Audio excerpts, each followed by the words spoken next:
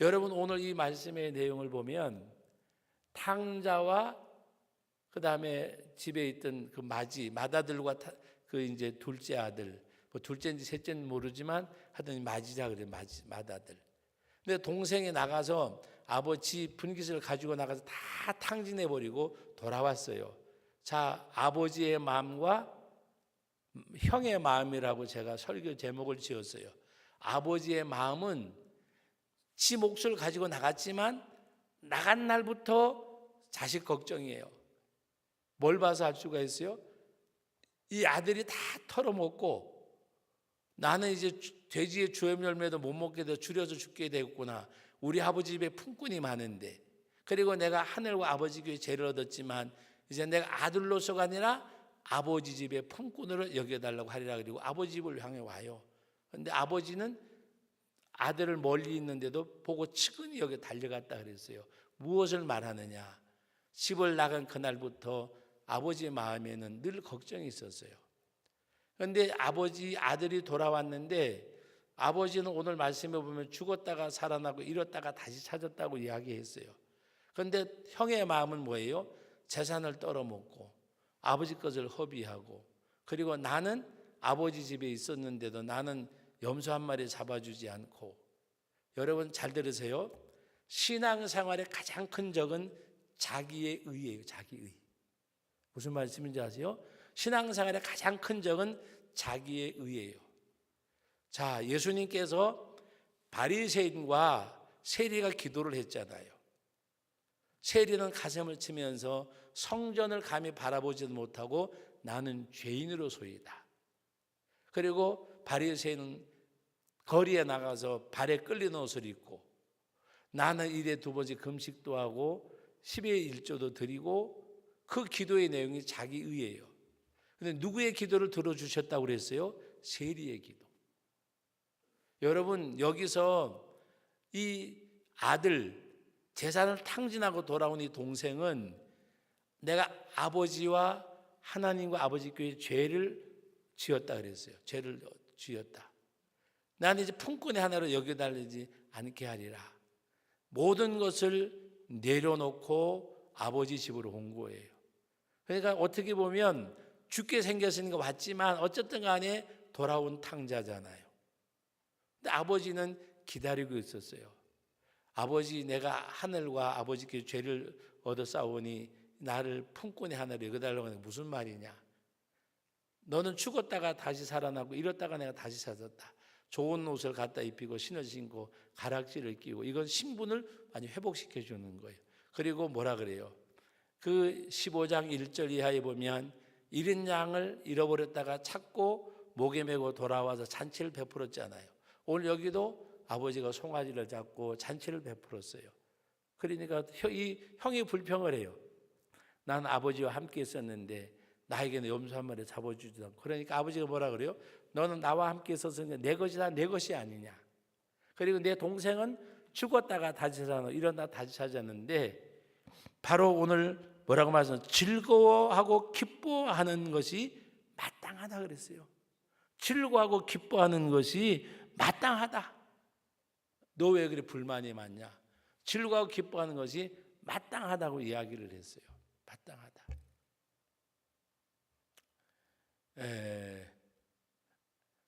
이 말씀을 드려야 되는지 모르겠는데, 우리 교회 그 주일날 아침마다 오는 분들이 한 10분이 좀 넘어요.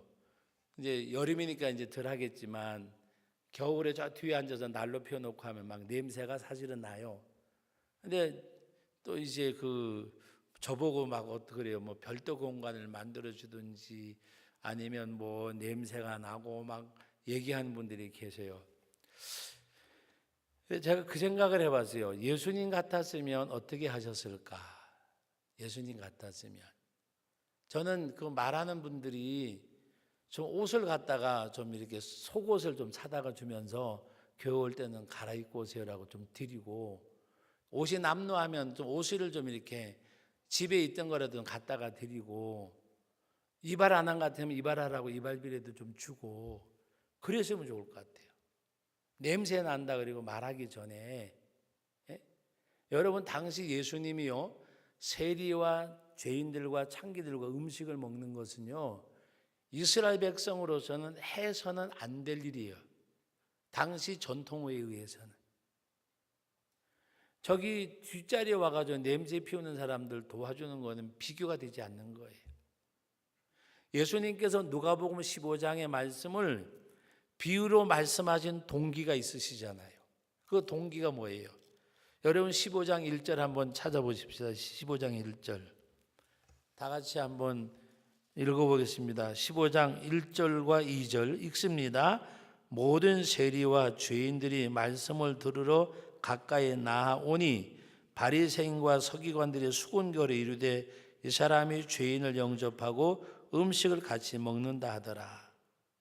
예수께서 이것을 아시고 비유로 말씀하신 내용이 4절부터 32절까지 내용이에요. 세 가지 비유를 들어서. 그러므로 냄새 난다고 말하기 전에 좀 옷가지라도 갖다 주고 속옷이라도 좀 갖다 주고 그랬으면 좀 좋을 것 같아요. 이마트 가니까 제가 이제 요새 나가서 다니면서 빨래를 잘 못하면 가서 그냥 사 입고 하는데 굉장히 이렇게 싸놓고 파는 건 싸더라고요.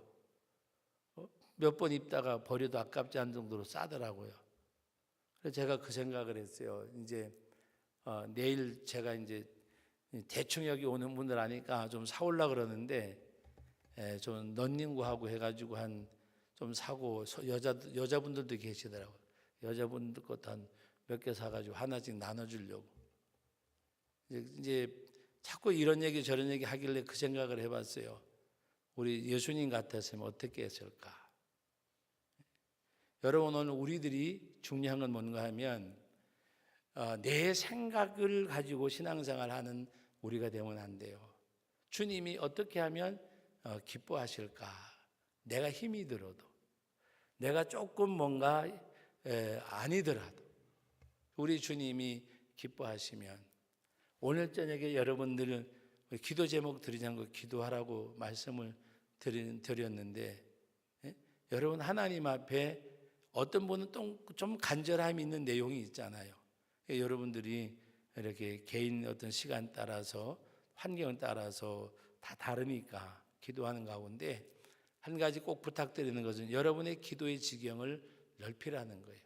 내가 스스로 내 가정만 위해서 기도하는 사람이 교회를 위해서 기도하고 또 우리 아들, 딸들만 위해서 기도하던 사람들이 우리 주일학교 선생님들 또 이러는 찬양대원들 또 교회에서 사역하는 우리 사역자들 위해서 이렇게 기도하시고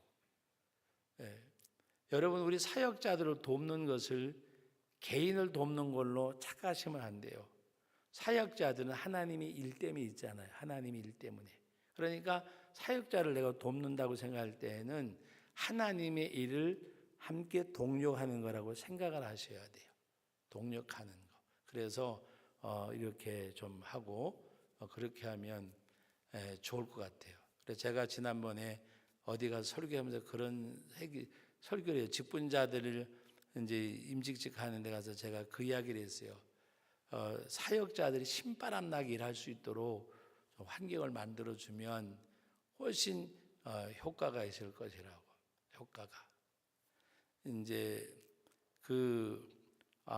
부천 쪽에서 조그마한 사업을 하는 분이 계세요. 종업원들이 한 7, 8명, 한 10여 명 이렇게 왔다 갔다 하는 조그마한 공장하는 분이 계시는데 이제 저 같이 만났는데 그래요. 목사님, 종업원들이 일하는 게 영 마음에 안 든대요. 그래서 제가 그랬어요. 대우는 마음에 들게 해주냐고. 그랬더니 마음에 안 드는데 뭐 대우를 마음에 들게 해줄 게 뭐 있네요. 그래서 제가 그랬어요. 신바람 나게 좀 해주라고. 그 요새 쌍기 돼지고기인데 점심때 되면 좀 김치찌개에도 김치보다가 고기가 많게 넣어주고 수고한다고 하고 뭔가 이렇게 신바람 나게 해주면 좋을 건데 왜 그렇게 하냐고. 그랬더니 이제 저보고 이제 그래요. 그 구내 식당이 조그만한 게 하나 있더라고요. 한 7, 8명이 밥을 먹는 그만 식당. 그리고 이제 2표로 나눠서 먹는 거예요. 목사님 나가 사드린다 그러길래 나는 집밥이 좋고 구내 식당 밥이 좋다고. 기도원에도 4,000원만 주면 밥이 맛있어요. 그래서 여기서 먹자고 우리 같이 먹었어요. 먹는데 이거는 말이 밥이지 밥이 아니에요. 김치도 다 씨 빠졌고 콩나물국에 했는데 파라고 갖다 넣어놓은 게 왜 파가 오래되면 누런 거 있잖아요. 그것도 썰어 넣고 마늘도 자지자지 찢어서 넣는 게 아니라 대충대충 콩나물국에 마늘을 이렇게 쪄가지고 넣어야지 썰어서 넣으면 그 무슨 맛이 나요. 그래서 제가 맛있게 먹었다고 그래놓고서는 나중에 사무실에 가서 얘기를 했어요. 나는 모르겠지만 이 밥을 먹은 사람이 기분이 어떻겠냐고. 자기 집에서 지금 이렇게 밥 먹는 사람이 어디 있겠냐고. 그래서 뭐라고 하면 꼭 핑계가 많더라고요. 주방에 일하는 분이 음식 솜씨가 없대요. 그럼 솜씨 있는 사람 데려오면 되잖아요. 그런데 재료가 있어야 솜씨도 있을 거 아니에요. 양념이 있어야 솜씨도 있고. 네? 제가 주방을 이래 둘러보니까요. 거기서 밥 먹는 사람들이 참 착한 사람 같아. 착한 사람. 무슨 말인지 알죠? 쳐다보고 이렇게 보니까 굉장히 착한 사람 같아. 행주도 보니까요. 요새 행주 저기 마트나 같은 데 가면 이렇게 왜 빨간 거 노란 거 한 묶음에 얼마 안 되잖아요. 근데 수건을 가지고 행주를 하는데 걸렌지 행주인지 이 표가 안 나요. 나중에 그랬어요. 이제 제가 믿을 만한 사람이니까 여기서 일하는 사람이 참 고맙고 이 밥을 먹은 사람 내가 보면 감사하다. 그래서 이거 싹 바꾸라고 주방도 돈 들여서 좀 밥을 먹을 만한 환경으로 해서 액자도 하나 갖다 걸어놓고 창문에 거미줄 쳐가지고 왔다 갔다 하고 이게 무슨 요새 누가 이런 데서 요새 일하고 밥 먹냐고 좀 쓴소리를 많이 했어요.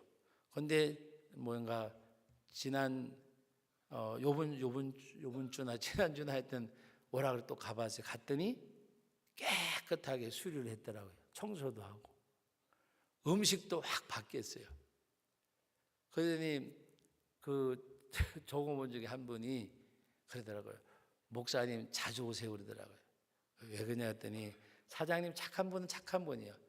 목사님이 와가지고 얘기해서 내가 한 거라고 얘기를 하더래요. 그래서 착한 사람이잖아요. 그 조공원 듣는데 그래가지고 일하니까 그러면서 하는 얘기가 뭐라고 이야기하는가 하면은 굉장히 좋아한대요. 그래서 아니 안 좋아할 리가 없지 않냐고 그랬더니 앞으로 그렇게 해야 되겠다고.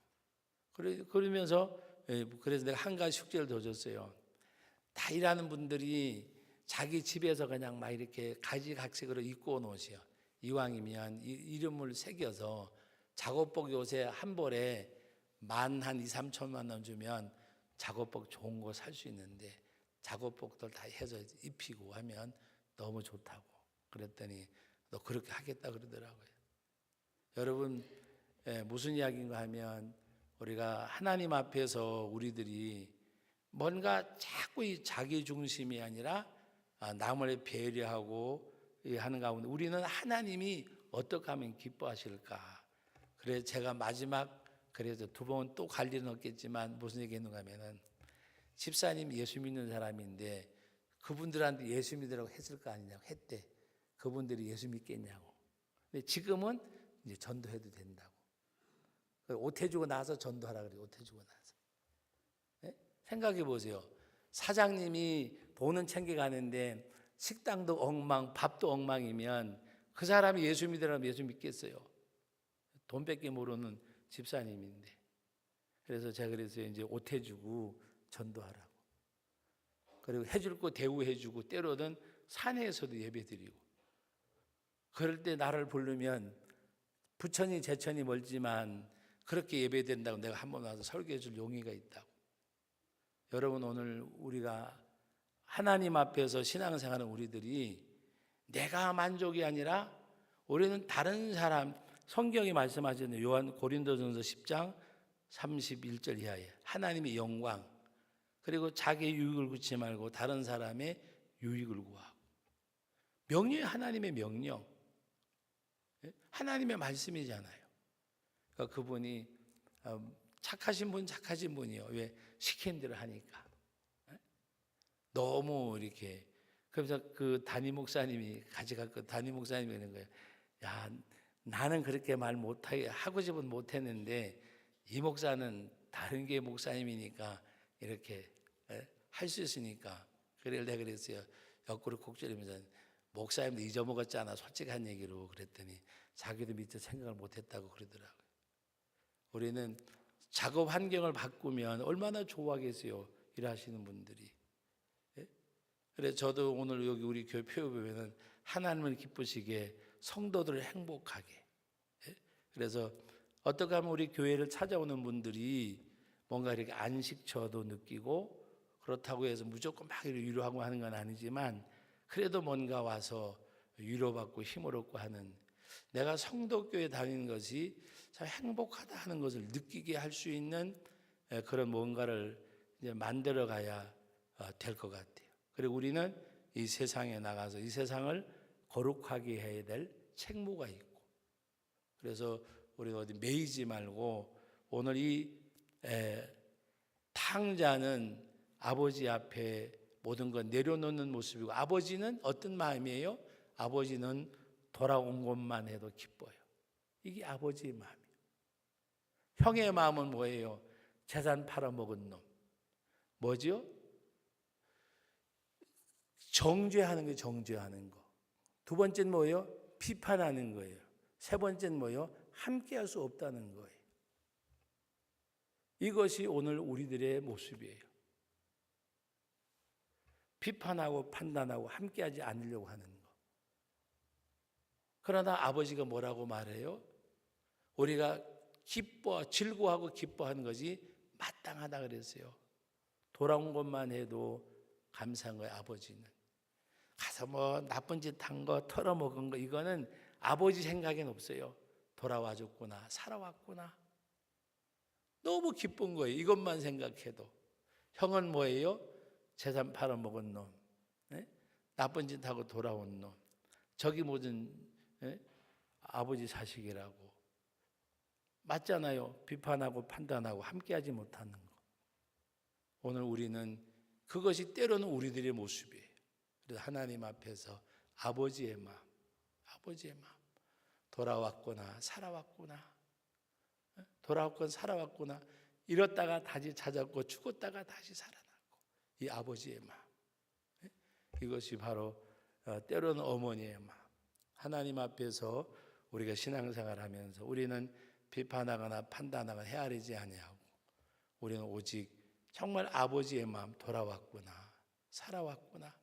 이것만 해도 기뻐할 수 있는 우리들이 되어져야 되고 여러분의 기도의 지경을 넓혀 나가시고 그리고 하나님 앞에 말씀 초대에 말씀드렸습니다. 다 같이 따라합시다. 매이지 않는 신앙. 하나님의 말씀에 붙들리되 세상 것에 매이지 마세요. 세상 것에 매이지 마세요. 가난에도 매이지 마시고 질병에도 매이지 마시고 매이지 말고 오늘 우리는 하나님 앞에 여러분 예수 안 믿는 사람과 믿는 사람의 차이는 죽음을 맞이하는 것의 차이예요. 우리는 요단강 건너가 만나리. 요단강 건너가 만나리. 세상에서 덜구지하며 부른 노래 뭐 이제 가면 언제 하나 덜구야. 그러나 우리는 뭐요? 요단강 건너가 만나리. 하나님 앞에 요단강 건너가 만나리. 저는 때로는 그 가족이 원할 때에는 그렇게 기도도 하고 가족이 원하지 않을 때에는 가족이 원하는 기도를 하면서도 제 속으로는 하나님 이대로 두지 마시고 빨리 하나님이 데려가 주세요라고 기도할 때가 있어요. 왜? 질병의 고통은 내려놓는 게 복이에요, 복. 하나님 앞에서. 때로는 우리는 그런데 매이지 말고 여러분 바울 사도가 로마서 8장에 뭐라고 말씀하셨어요? 이제 내가 살아도 주를 위해 살고 이제 내가 죽어도 주를 위해 죽는다. 나는 사나 죽으나 누구의 것이요? 주의 것이로다 그래요. 주의 것이로다. 우리는 주님의 것이에요. 그리고 얼마나 행복한 사람들이요. 주님이 나를 지명하여 택하여 불러주셨는데 그러므로 오늘 우리는 매이지 마세요. 가난에도 매이지 말고 질병에도 매이지 말고 여러 가지 시험과 환난에도 우리는 거기 매이지 말고 우리는 걸림돌을 걸림돌이라고 생각하지 말고 하나님이 이것을 통해서 주신 은혜가 뭔가 디딤돌로 생각하셔야 돼요. 디딤돌로.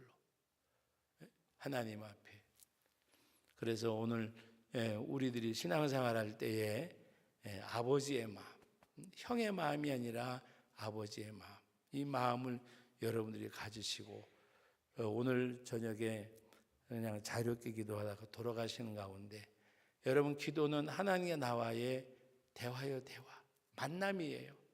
하나님 앞에 오늘 저녁에도 여러분들이 기도하는 가운데 여러분의 기도의 지경을 여러분 스스로가 조금씩이라도 넓혀가시기를 부탁을 드립니다.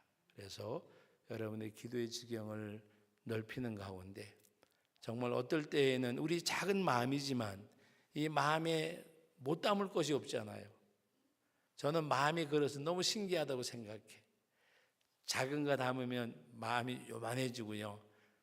큰 걸 담으면 마음이 내가 해를 커지고요.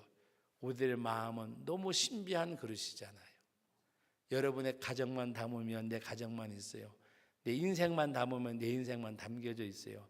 세계 열방을 담으면 세계 열방이 여러분의 마음에 담겨요. 교회를 담으면 여러분의 마음에 교회가 담겨요.